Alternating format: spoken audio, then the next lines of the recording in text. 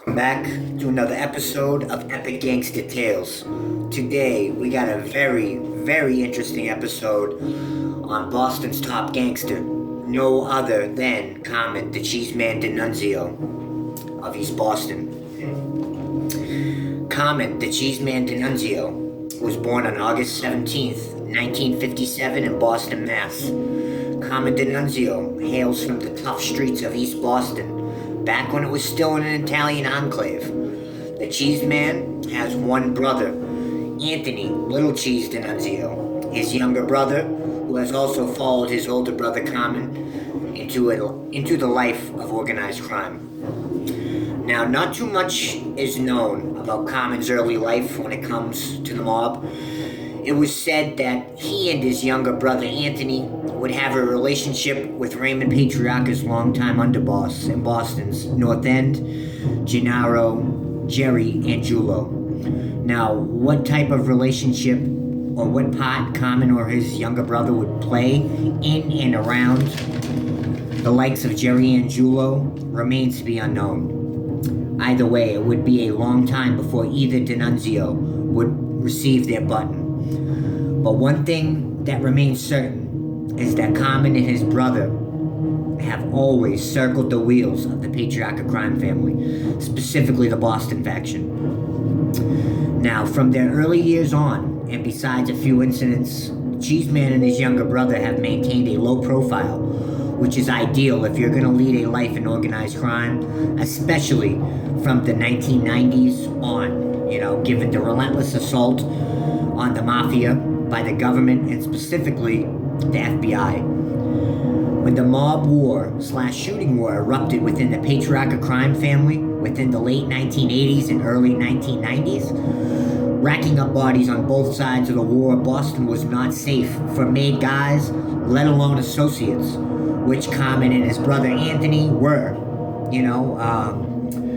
Bobby Luisi, if you guys know who that is, I know who that is. A pretty known name in the Boston gangland, you know what I mean? Bobby Luisi explained the setting of Boston on during that time period, during Salemi's raging shooting war of the early 80s, early to mid 90s. He explains it perfectly. Who better than Bobby Luisi to explain how treacherous and how crazy Boston was during that period? I mean, the Charlestown Massacre, that tied into the Patriarca Civil War immensely, you know what I mean? His father, his brother, his cousin, all killed in that Charlestown 99 pub and restaurant. That was tied in directly to the Civil War in the Patriarca crime family during that time.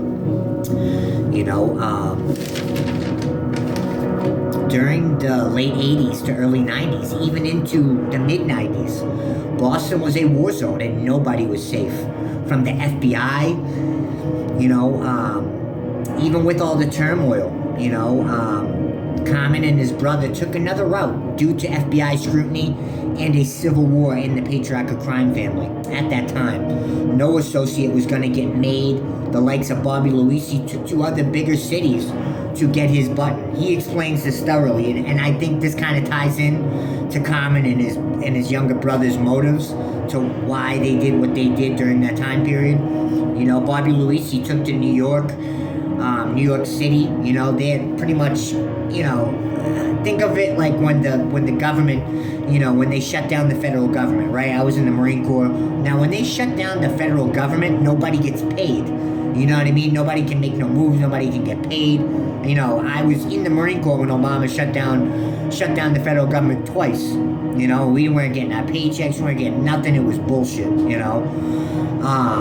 But it was similar to that if you think about the likes of the mafia at that time, especially the Patriarca crime family, which was just entrenched in turmoil.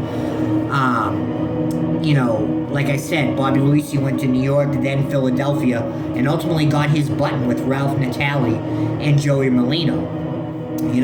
It is said that the Dinunzio brothers went out to Chicago and started doing jobs and working under guys in and around the Chicago outfit, the Chicago mob, if you will. Nothing came of that, and ultimately they came back to Boston towards the end of Frank Salemi's reign as boss. Now, Frank Salemi was boss from roughly 1991 to 1996, and it was brutal all the way through. Scott Bernstein is an excellent mobologist and crime reporter, and if you check out the Gangsta Report, or even maybe his OG podcast on YouTube, he covers this stuff fantastic. Cadillac Frank's, killing fields yielded upwards of 25 gangland homicides. You know what I mean? So it was nuts. But anyways, after the Dinunzio brothers shoot up to Chicago to try to kind of freelance or whatever, and it doesn't work, they come back home, like I said, towards the end of Salemi's reign as boss. It was said that Carmen was a favorite of then underboss of the Patriarca crime family's Providence faction, Luigi Minocchio. And it was said that Carmen, the Cheeseman, distrusted then, at the time, family boss Frank Salemi because he was half Irish, which makes sense, I guess, you know what I mean? I'm sure he kept that under wraps. I'm sure he kept that to himself, you know what I mean? But that's documented. After Salemi was taken down by the feds in roughly 1996, Minocchio took over as boss of the crime family. He was Frank Salemi's underboss in Providence. That's, usually that's how the Patriarca crime family works itself ever since it combined Rhode Island, Boston, and Connecticut together, becoming the New England Mafia. Typically the boss is in one place, so, whether if the boss is in Boston, the underboss is going to be in Providence. If the boss is in Providence, the underboss is going to be in Boston. And, Connecticut is kind of treated like a Florida, you know what I mean? Like, you got New York guys operating there, you got the Patriarca guys operating there, even the Genovese family's satellite crew out there in Springfield, I'm sure they have operations down there in Connecticut as well, too. But, how I feel about Baby Shax. I've done a video on him. I love the guy. I think he embodies the mafia, and is a big reason why we still have a mafia family till this day. The Patriarca crime family is up and running still to this day, 2023 into 2024, and hopefully from the future on, you know what I mean? It's no secret that I love the mob genre and all this stuff. So, I'm trying to cover old stuff at the same time as trying to pay tribute to a man and, his brother that I highly respect. You know what I mean? The Dinunzios are highly respected in the Boston underworld and, the circles of the mafia and all over. You know what I mean? Who doesn't know who the Cheeseman and his brother are? You know what I mean? You gotta be living on a different, stratosphere to not know who they are. You know what I mean? Besides Raymond Sr., I feel that Luigi, Baby Shax Minocchio, was the best boss the Patriarca crime family has ever had. You know what I mean? And that says a lot. I only put him under the family namesake himself, God, for those who know better. Right under Raymond Sr., you know what I mean? Under Raymond Sr., I place a very confident, Baby Shax Minocchio. That'll never change. In 1997, Patriarca family boss Luigi Baby Shax Minocchio would induct Carmen, the Cheeseman Dinunzio, into the Patriarca crime family. In the biggest public takedown, Carmen was entrenched in skimming from the Big Dig project in Boston back in the 2000s to the mid-2000s. Now, if you're from Boston and the surrounding areas like I am, you know what the Big Dig is, okay? I mean, Jesus Christ, from the time I was a little kid in the back seat heading to a vacation in New Hampshire to, whatever. I'm from Quincy. 2 seconds, I can throw a stone into Dorchester from my house, okay? You know what the Big Dig is. It felt like it was never gonna end. Everybody knew it was entrenched with organized crime, even into the 2000s. But like I said, back in the 2000s, an undercover FBI agent hid as a dirt examination expert This was an FBI agent. I believe his name was McGuire, maybe. And he met with Carmen and in the Big Dig case, because they were getting all this money out of stuff. They were dumping stuff where they weren't supposed to, and doing, same stuff New York Mafia does with all their, stuff with the unions and stuff. Illegal dumping, this and that, taking shortcuts, you know what I mean? They here in Boston, they weren't doing nothing no different. Same stuff. And the FBI took a seasoned agent and hid him under there. It's a funny story. If you watch the thing on YouTube, the guy, the FBI agent was very full of himself. He's like, I'm going to meet Carmen Dinunzio, the boss, blah, blah, blah, big deal in Boston. So I made sure I took a piss right in front of him, and, I didn't wash my hands or anything. I stuck my hand out and shook his hand. I think that was what sealed it. Like, what the fuck? No, he probably thought you were a fucking nutball, you know what I mean? But then again, I guess that's kind of a funny story, you know what I mean? He was probably like, what the fuck? What the fuck's this guy's deal? He just fucking took a piss right in front of me and fucking shook his wang, and now he wants to shake my hand? Like, get this motherfucker away from me. Let alone he was an FBI agent, you know what I mean? And, but yeah, he was taken down. Carmen in a Big Dig case back in 2009. Carmen was sentenced to 6 years in the feds.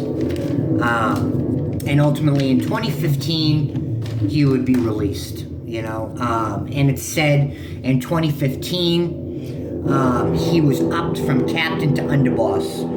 And this is a crazy part of the video, I know this video is about the Cheeseman, but Peter Lamoni. Now, if you know the Boston gangland like I do and the Boston mob like I do, Peter Lamoni was around all the old timers. Jerry Angiulo, Raymond Sr., all those guys. He was a part of the Boston gang war, that brutal gang war in the 60s with and ultimately Peter Lamoni was taken down by Joe Barboza and H. Paul Rico, who was the most crooked FBI agent who ever lived. The Boston FBI really should look at John Conley as a cautionary tale, but they should look at H. Paul Rico as a once-in-a-lifetime dirty motherfucker who slipped through the ranks. You know what I mean? That guy was insane. He was worse than any gangster. He was arresting or chasing on the street. Trust me on that. Trust me. But like I said, Carmen was released in 2015. He was a captain prior to going into the can for the 6-year bid with the Big Dig stuff. The likes of Dinunzio's crew involved William Angelisco, Gregory Costa, Johnny Scarpelli, and Salvatore Mariano, as well as including brother Anthony Dinunzio and Carmen himself. You know what I mean? That was Carmen's crew as a captain before he left to go do the 6 years for the Big Dig thing with the FBI. When he came home, Lamoni was already the boss. I think he took over in 2009 after Baby Shaq's retired, and anybody who's a suitable candidate went off to prison. Carmen's brother Anthony also went off in 2009 after his brother to do a bid on something, I'm not sure, but he did a lengthy bid as well too. But yeah, he came home in 2015 and was the underboss to Peter Lamoni, who was the boss of the Patriarca crime family, roughly from 2009 to 2017, if you believe that. Some say he took breaks in between, some say he used a lot of buffers. I mean, if you look at the mob, any city or place that has a mob family that is still active today, they have adopted that Genovese crime family tactic of using front bosses and multiple. Sometimes they use multiple. You know what I mean? If you look at Anthony Arreola, his, I think maybe it was his Vlad TV interview. He was talking about even back then in the early 2000s, stuff like that. They were using multiple front bosses, and that started with Chinchiganti. So call him a nut if you will, but they're using those tactics today, still 2024. And there's not too many mob families left. You know what I mean? Ultimately, when Peter Lamoni did 30 years on a crime he didn't even commit. This guy won like $250 million from the government, right? Falsely accused him, someone else and a couple other people, Henry, the referee, Tamalio, Joe Barbosa, and H. Paul Rico, contracted that fake story to jam these guys up. They did 30-something years in prison. They were awarded like hundreds of millions of dollars. Why would you go back in, slotted in with the mafia if you're Peter Lamoni? You know what I mean? It just that never made sense to me whatsoever. I don't care what you say, right? The mafia and all that stuff is about being poor and going above and taking, So if you have the money and the power and that, why would you go? You know what I mean? But whatever. Some people are just sick like that. So Peter Lamoni passes away in 2017. If you believe the FBI and all those reports, Carmen, the Cheeseman, Dinunzio took over as official boss of the Patriarca crime family after his sentence and after Peter Lamoni passed away in 2017. And if you believe the feds and all these other pages, that he's been the boss ever since. And let me say this, I don't know. This is all, I don't pretend this is all fact, and I'll let you guys decide which is which. I just felt like Carmen, the Cheeseman, Dinunzio, I don't care who he is or whatever, his name has been entrenched in Boston, mob law since I was a little boy. So I felt like this man deserved a video, whether he's involved with the mafia still today, whether he's out of the mafia today. Sir, you have my respect. Real recognize real. And come on, this is Boston. We're the city of champions. You don't think that we don't love the Robin Hood stories and you know what I mean? Come on, guys, come on. Be smart, be safe. I hope you guys enjoyed this video. This is a highly respected man. Come on, man. If you're from New England, if you're from Boston, if you're from Providence, come on, man. You can't not help but support the last of the Mohicans. Come on. You know what I mean? Be smart about it. But anyways, big ups to Carmen, the Cheeseman, Dinunzio, and his brother, Little Cheese Dinunzio, and all the ones standing 10 toes down, staying solid, and embodying what it means to be from our city. Till next time, guys, take care.